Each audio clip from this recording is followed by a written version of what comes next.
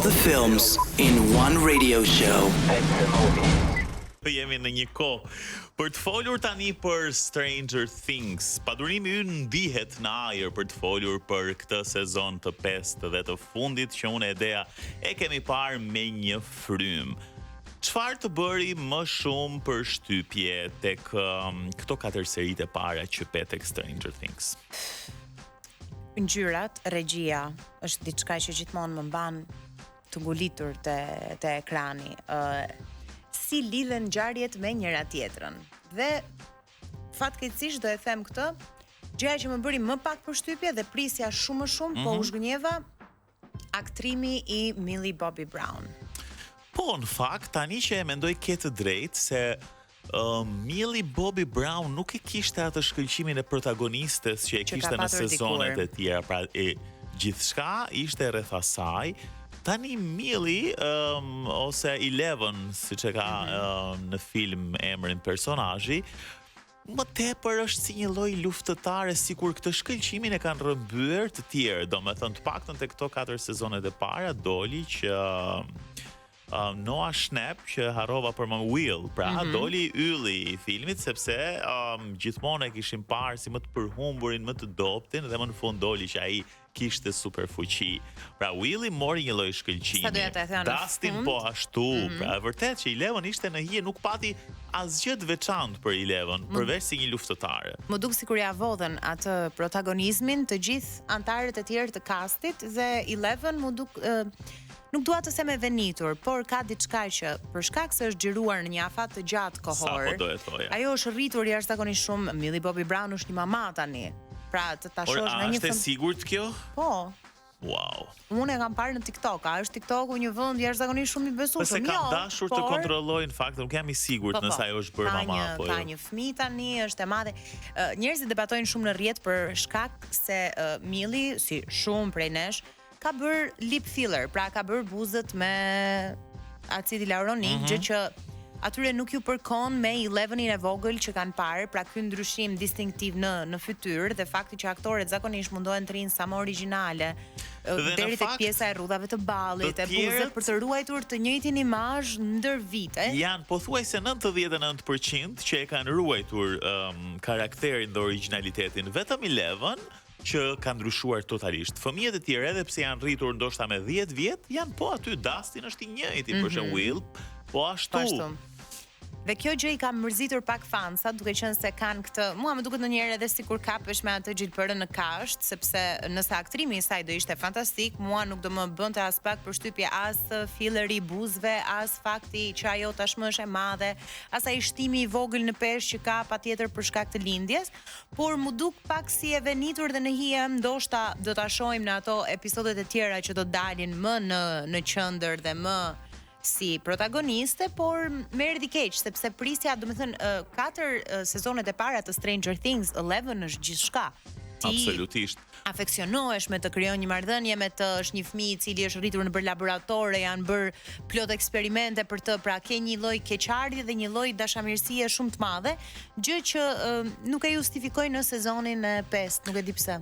Nuk e di, po mendoj që arsyetimi që bën për shkak të ndryshimit të pamjes është gjëja kryesore, sepse ajo ka qenë me flokë të shkurtra, një fëmijë i çuditshëm që në luk, pra të jepte atë ndjesinë të veçantës që të bënte ta dashuroje si personazh, ndërsa tani po themi ka një pamje krejt normale që nuk e bën atë asgjë të veçantë, ndërsa fëmijët e tjerë janë po ashtu siç na janë ngulitur në mendje gjatë sezoneve të kaluara. Shumë Demogorgon në këtë sezon të fundit, i kemi parë të limituar në një sulm, madje me pamje shumë të paqarta, ndërsa tani Demogorgonët janë kudo dhe janë deri në detaje. Pash kishin bërë namin në rrjetet sociale për betejën që zhvillohet mes mamas së fëmijës që u zhduk, se nuk po më vjen emri tani, gocës e cila shkoi në shtëpinë e Henryt, në shtëpinë e Hollit, mamaja e Hollit, bravo, me Demogorgonin, që një Demogorgon tani në film ne shikojmë që është i aftë gati të përballojë një ushtri të tërë, 3-4 autoblinda, tanqe, ndërsa ikën i plagosur nga i thjesht një shishe e thyer nga mamaja e Hollit dhe shohim që ajo i shpëtoi sulmit të Demogorgonit dhe madje e plagosi rënd atë që E di çfarë mendoj unë pse ka ndodhur kjo? Nuk të ka pëlqyer kjo si? Jo, mua më pëlqeu shumë dhe madje unë as nuk e kisha vënë re me thënë të drejtën, po njerëzit kishin thënë që ka një egzagerim këtu. Kam një përgjigje për të gjithë njerëzit që mendojnë se është e egzageruar. Ka patur mama që kur e kanë patur fëmijën e tyre në rrezik, kanë arritur të ngrenë dhe makina pesh për të nxjerrë fëmijën e tyre. Pra është një lloj superfuqie që i jepet një nënë në momentin e rrezikut të fëmijës, që është e jashtënatyrales dhe paranormale në të njëjtën mënyrë se si Demogorgonët janë paranormale. Unë e justifikoj kështu. Po, edhe shumë njerëz e kishin arsyetuar në sepse ajo dhe fjalia që ajo thot në mos gaboj është diçka që jo me vajzën time, diçka e tillë dhe fiton atë mendoj unë. Beteja nuk është se jepet me detaje, po thjesht mbyllet skena, hapet skena, ajo është e shtrirë në tokë, Demogorgoni ka ikur i plagosur, pra ka një lloj artistikë. Goditjen me shishe e pam tani. Po, e pam një goditje qendrore, po në atë zemrën. Në gojën e Demogorgonit, është goj fytyra. Goj fytyrë. Në goj fytyrën e Demogorgonit. Një gjë tjetër që më pëlqeu ishte shumë kjo pjesa e depërtimit nga bota reale në Upside Down, që bëhej në një formë shumë fantastike, më kujtoi Darkun, pra ishte një lloj shumë e ngjashme që tani qeveria kishte arritur që të krijonte ato portalet që ti futesh në Upside Down dhe bota ishte tashmë, nëse dikur ishte shumë, po themi larg dhe e frikshme, tani bota reale me Upside Down ishin pothuajse shumë afër dhe njerëzit kalonin nëpër njëra tjetrën shumë kollaj. Për ne që jemi njerëz që punojnë në radio, na ngroh shumë dhe ajo gjetja e ku ndodhen njerëzit në Upside Down me anë të një sinjali radio. Po, ajo ishte fantastike edhe me GPS-in që i vendosën dhe më pas e se duket sikur po flasim kështu për gjëra, se njerëzit ndoshta nuk e kanë parë dhe jemi kështu sikur po flasim në ajër për ndjesë se keni parë. Kjo është vetëm për fansat e Stranger Things. Diçka doja të thoja. Mu duken efektet shumë të realizuara, jashtëzakonisht mirë, qoftë tek armët që ata përdorin, qoftë tek të shtënat, pra gjithçka dukej reale dhe ndonjëherë nuk e dija kur se kush ishte buxheti. Ja, ta them unë.